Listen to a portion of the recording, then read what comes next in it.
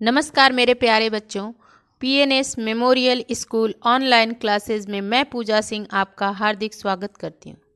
बच्चों, हमने पिछली वीडियो में काका कालेलकर जी का जीवन परिचय देखा। अब उनके द्वारा ये लिखा हुआ निष्ठा मूर्ति कस्तूरबा ये अध्याय देखेंगे। पहले इसमें हम पूरे अध्याय को कुछ मिनटों में ख़त्म करेंगे, फिर रेखांकित अंशों की व्याख्या और प्रश्न उत्तर करेंगे। ठीक है। तो महात्मा गांधी जैसे महान पुरुष की सहधर्मचारिणी के तौर पर पूज्य कस्तूरबा के बारे में राष्ट्र को आदर मालूम होना स्वाभाविक है। ये जो कस्तूरबा गांधी थी, ये महात्मा गांधी की पत्नी थी। उनको सहधर्मचारिणी भी बोलते हैं, ठीक, पत्नी को अर्धांगिनी भी बोलते हैं, ठीक ना। राष्ट्र ने महात्मा जी को बापू जी के नाम से राष्ट्रपिता के स्थान पर कायम किया ही है। इसलिए कस्तूरबा भी बा के एकाक्षरी नाम से राष्ट्रमाता बन सकी हैं। कस्तूरबा को बा कहते थे लोग, किंतु सिर्फ महात्मा जी के साथ के संबंध के कारण ही नहीं, अपितु अपने आंतरिक सद्गुण और निष्ठा के कारण भी कस्तूरबा राष्ट्रमाता बन पाई हैं। चाहे दक्षिण अफ्रीका में हो या हिंदुस्तान में, सरकार के खिलाफ लड़ाई के समय जब जब चारित्र्य का तेज प्रकट करने का मौका आया, कस्तूरबा हमेशा इस दिव्य कसौटी से सफलतापूर्वक पार हुई हैं।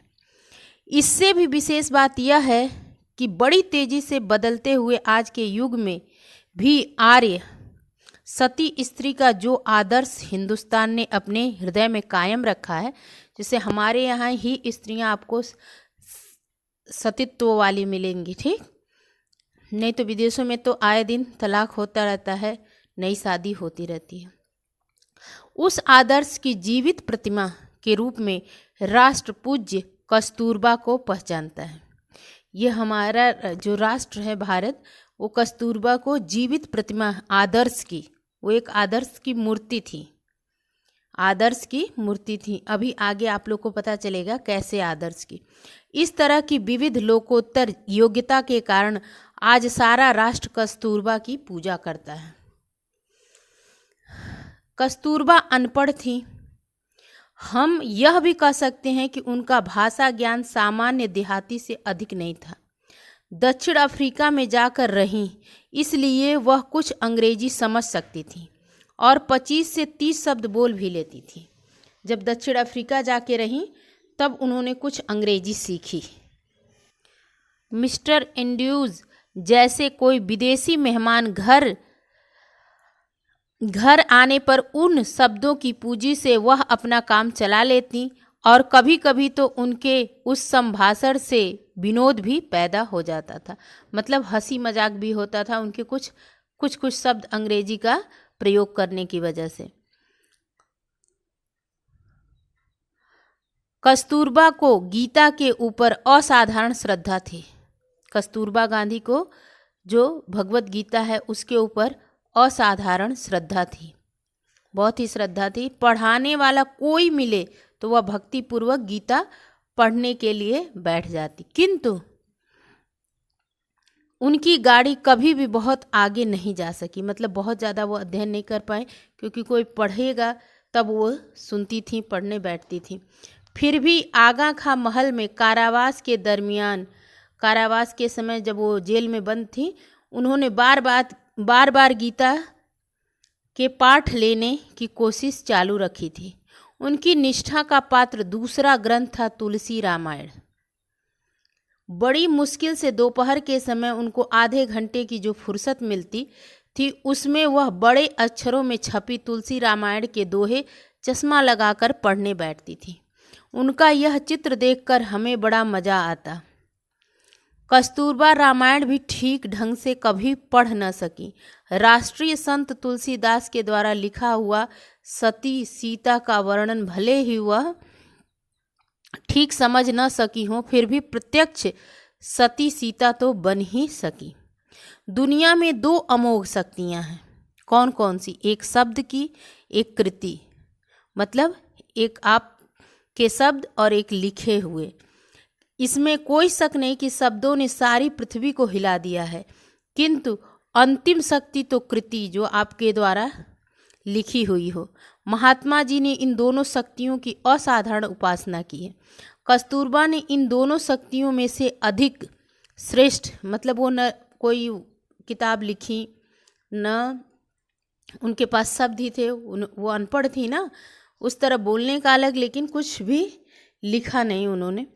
तो महात्मा जी ने इन दोनों शक्तियों की असाधारण उपासना की। कस्तूरबा ने इन दोनों शक्तियों में से अधिक श्रेष्ठ शक्ति कृति की जो नम्रता के साथ उपासना करके संतोष माना और जीवन सिद्धि प्राप्त की। नम्रता के साथ उन्होंने उपासना किया और वो बहुत काम करती थी, संतोष माना और जीवन सिद्धि प्राप्त की। दक्षिण अफ्रीका की सरकार ने जब उन्हें जेल भेज दिया, कस्तूरबा ने अपना बचाव तक नहीं किया, न कोई सनसनाती जो पैदा करने वाले निवेदन प्रकट किए। एक बार भी ऐसा कुछ नहीं कहा कि मुझे इस वजह से बचा लो, छोड़ दो, ऐसा कुछ भी नहीं। मुझे तो वह कानून तोड़ना ही है जो यह कहता है कि मैं महात्मा जी की धर्म पत्नी नहीं हूँ। इतना हो कहकर वह सीधे जेल में चली गई। जेल में उनकी तेजस्विता तोड़ने की कोशिश वहाँ की सरकार ने बहुत की, किंतु अंत में सरकार की जो थी ना, उस समय की जिद टूट गई। उस समय की जिद थी कि उनकी तेजस्विता को तोड़ा जाए, बार बार कि वो यह करी थी कि यही कानून मुझे तोड़ना है कि मैं बार बार कहा जाता था महात्मा गांधी की पत्नी नहीं है। डॉक्टर ने जब उन्हें धर्म विरुद्ध खुराक लेने की बात कही, तब भी उन्होंने धर्मनिष्ठा पर कोई व्याख्यान नहीं दिया। उन्हें सिर्फ इतना ही कहा कि मुझे अखाद्य खाना खाकर जीना नहीं, फिर भले ही मुझे मौत का सामना करना पड़े। कस्तूरबा की कसौटी केवल सरकार ने ही की हो तो ऐसी बात नहीं है। खुद महात्मा जी ने भी कई बार उनसे कठोर और मर्मस्पर्शी बातें कहीं, फिर भी उन्होंने हार कबूल नहीं की। पति का अनुसरण करना ही सती का कर्तव्य है। ऐसी उनकी निष्ठा होने के कारण मन में किसी भी प्रकार का संदेह लाए बिना वह धर्म के मामलों में पति का अनुसरण करती रही। कस्तूरबा के प्रथम दर्शन मुझे शांति निकेतन में हुए। सन 1915 में जब महात्मा जी वहाँ पधारे, तब स्वागत का जो शुभारंभ पूरा होते ही सब लोगों ने सोने की तैयारियां, मतलब अब सब लोग शांति निकेतन में जब पहली बार देखे थे काका कालेलकर जी, तो उन्होंने वो 1915 में देखे थे, तो वहाँ पे जब सब लोग आए हुए थे तो खा पी लिए, सब कुछ हो गया, तो सब लोग सोने की तैयारी कर रहे थे। तो आंगन के बीच एक चबूतरा था। महात्मा जी ने कहा, क्या कहा कि हम दोनों यहीं सोएंगे उस चबूतरे पे, ठीक है। अगल बगल में बिस्तरे बिछाकर बापू और बा सो गए। कस्तूरबा गांधी और महात्मा गांधी दोनों वहीं अगल बगल चबूतरे पे बिस्तर बिछाकर सो गए और हम सब लोग आंगन में आसपास अपने बिस्तरे बिछाकर सो गए। उस दिन मुझे लगा मानो हमें आध्यात्मिक माँ बाप मिल गए हों, गांधी जी के रूप में और कस्तूरबा के रूप में। उनके आखिरी दर्शन मुझे उस समय हुए जब वह बिरला हाउस में गिरफ्तार की गई। महात्मा जी को गिरफ्तार करने के लिए सरकार की ओर से कस्तूरबा को कहा गया, अगर आपकी इच्छा हो तो आप भी साथ में चल सकती हैं।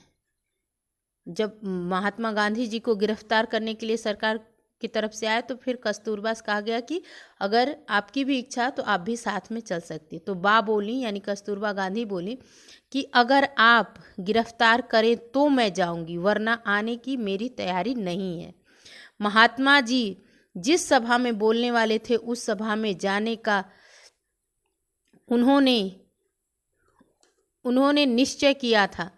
पति के गिरफ्तार होने के बाद उनका काम आगे चलाने की जिम्मेदारी, जब महात्मा गांधी जी गिरफ्तार हो गए तो अब उनका जो काम था आज़ादी के लिए, तो उस काम को कौन ले लिया?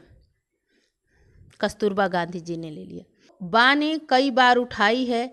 शाम के समय जब वह व्याख्यान के लिए निकल पड़ी, सरकारी अमलदारों ने आकर उनसे कहा, माताजी, सरकार का कहना है कि आप घर पर ही रहें, सभा में जाने का कष्ट न उठाएं। बा ने उस समय उन्हें न देश सेवा का महत्व समझाया और न उन्होंने उन्हें देशद्रोह करने वाले तुम कुत्ते हो कहकर उनकी निर्भत्सना की। उन्होंने एक ही वाक्य में सरकार की सूचना का जवाब दिया, सभा में जाने का मेरा निश्चय पक्का है, मैं जाऊंगी ही। बस उन्होंने इतना ही कहा। फिर जो आगा खां महल था वहाँ खाने पीने की कोई तकलीफ नहीं थी। हवा की दृष्टि से भी वह स्थान बहुत ही अच्छा था। महात्मा जी के साथ भी रहना हुआ, किंतु कस्तूरबा के लिए यह विचार भी असह्य हुआ कि मैं कैद में हूँ। आगा खां महल में उनको नज़रबंद कर दिया गया था महात्मा गांधी जी को, तो वहाँ पे इनको रखने के लिए तो भी इनको लगता था कि जैसे महल में होता है ना, किसी बाहरी से मिलना जुलना नहीं था महात्मा गांधी को, तो वैसे ही इनको भी रहना था। फिर भी इनको लगता था कि मैं कैद में हूँ। उन्होंने कई बार कहा, मुझे यहाँ का वैभव कतई नहीं चाहिए। जो आगा खां महल पैलेस है, वो वहाँ का जो वैभव है, वो बोली मुझे ये नहीं चाहिए, मुझे इससे अच्छी तो मेरी जो सेवाग्राम की कुटिया ही पसंद है, मुझे ये बिल्कुल नहीं चाहिए मुझे। सरकार ने उनके शरीर को कैद रखा, किंतु उनकी आत्मा को वह कैद सहन नहीं हुई। जिस प्रकार पिंजड़े का पक्षी प्राणों का त्याग करके बंधन मुक्त हो जाता है, उसी प्रकार कस्तूरबा ने सरकार की कैद में अपना शरीर छोड़ा और वह स्वतंत्र हो गई। वहीं पे आगा खां पैलेस में ही इनकी मृत्यु हो गई। उनके इस मूक किंतु तेजस्वी बलिदान के कारण अंग्रेजी साम्राज्य की नींव ढीली हुई और हिंदुस्तान पर उनकी हुकूमत कमज़ोर हुई। अब आज़ादी में 42 की बात है, 1942 की ये। अब उसके बाद तो देश अब आज़ाद होने की तरफ बढ़ ही रहा था, तो हिंदुस्तान पर उनकी हुकूमत कमज़ोर हुई। कस्तूरबा ने अपनी कृत्यनिष्ठा के द्वारा यह दिखा दिया कि शुद्ध और रोचक साहित्य के पहाड़ों की अपेक्षा कृति का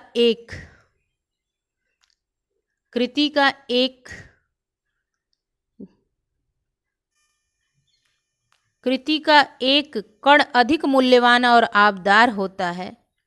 शब्द शास्त्र में जो लोग निपुण होते हैं, मतलब वो कम बोलती थी ना, पढ़ी लिखी नहीं थी, तो बहुत ज़्यादा किसी बात पे बहुत ज़्यादा नहीं बोलती थी, लेकिन एक शब्द जो वो बोलती थी उसको वो पूरा करके रहती थी। ठीक, उनको कर्तव्य अकर्तव्य की हमेशा ही विचिकित्सा करनी पड़ती है। कृत्यनिष्ठ लोगों को ऐसी दुविधा कभी परेशान नहीं कर पाती कि ये करना चाहिए कि नहीं करना चाहिए। कस्तूरबा के सामने उनका कर्तव्य किसी दिए के समान स्पष्ट था। कभी कोई चर्चा शुरू हो जाती तब मुझसे यही होगा और यह नहीं होगा, इन दो वाक्यों में ही अपना फैसला वो सुना देती थी। आश्रम में कस्तूरबा हम लोगों के लिए माँ के समान थी। सत्याग्रह आश्रम यानी तत्वनिष्ठ महात्मा जी की संस्था थी। उग्र शासक मगनलाल भाई उसे चलाते थे। ऐसे स्थान पर अगर वात्सल्य की आर्द्रता हमें मिलती थी तो वह कस्तूरबा से ही। कई बार बा आश्रम के नियमों को ताक पर रख देती। आश्रम के बच्चों को जब भूख लगती थी तब उनकी बात बा ही सुनती थी। मतलब वो सब लोग, जितने लोग वहाँ रहते थे, आज़ादी के लिए लड़ते थे, जितने लोग भी थे, सबको वो एक माँ, मतलब अपने बेटे की तरह मानती थी, माँ बन के रहती थी वो। नियमनिष्ठ लोगों ने बा के खिलाफ कई बार शिकायतें करके देखी, किंतु महात्मा जी को अंत में हार खाकर निर्णय देना पड़ा कि अपने नियम बा को लागू नहीं होते। जैसे महात्मा गांधी के बहुत सारे नियम थे, इतने देर तक चरखा काटना है, इतने देर तक व्यायाम करना है, मतलब सारे काम के लिए उनके नियम बहुत ही सख्त थे। लेकिन जब भूख लगती थी या बीच बीच में जब बहुत परेशानी होती थी, बा अपने हिसाब से नियम को बदल देती थी।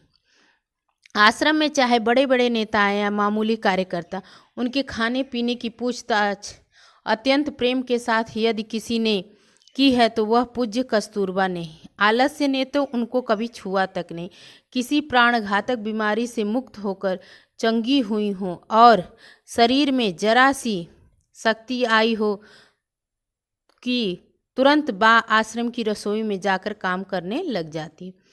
ठेठ आखिर में उनके हाथ पांव थक गए थे, शरीर जीर्ण शीर्ण हो गया था, मुंह में एक दांत बचा नहीं था, आंखें जो थीं वो निस्तेज हो गई थी, तब भी वह रसोई में जाती और जो काम बन सके आस्थापूर्वक करती।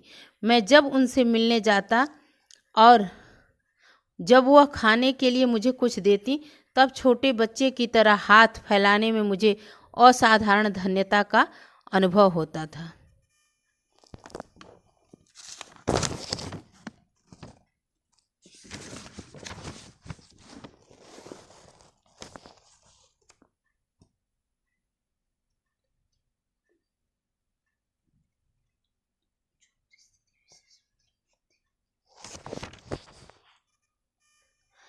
प्रत्युत्पन्नमति मतलब जो तत्काल बुद्धि से काम करे, तुरंत वहाँ पे जब सब लोग भाषण दिए उसका उपसंहार करना है तो वहाँ उन लोग ने क्या बोला उसका सार आपको बताना है, तो वो अपनी बुद्धि विवेक से उस समय करना रहता है ना, तो वही होता है प्रत्युत्पन्नमति से करना पड़ता है। जब कस्तूरबा ने उपसंहार के भाषण किए तो वो कस्तूरबा गांधी को अपने से ही करना पड़ता था, क्योंकि वो पहले से तो लिखा नहीं रहेगा भाषण, तो उनकी भाषा बहुत ही आसान रहती थी।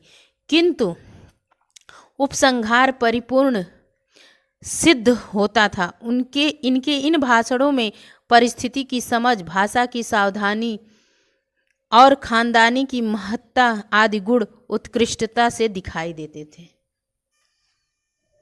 आज के ज़माने में स्त्री जीवन संबंध के हमारे आदर्श हमने काफ़ी बदल लिए हैं। आज अगर स्त्री कस्तूरबा की तरह अशिक्षित रहे और किसी तरह महत्वाकांक्षा का उदय उसमें न दिखाई दे तो हम उसका जीवन यशस्वी या कृतार्थ नहीं कहेंगे। यानी महत्वाकांक्षा बहुत ज़रूरी है, तभी हम जीवन में आगे बढ़ सकते हैं।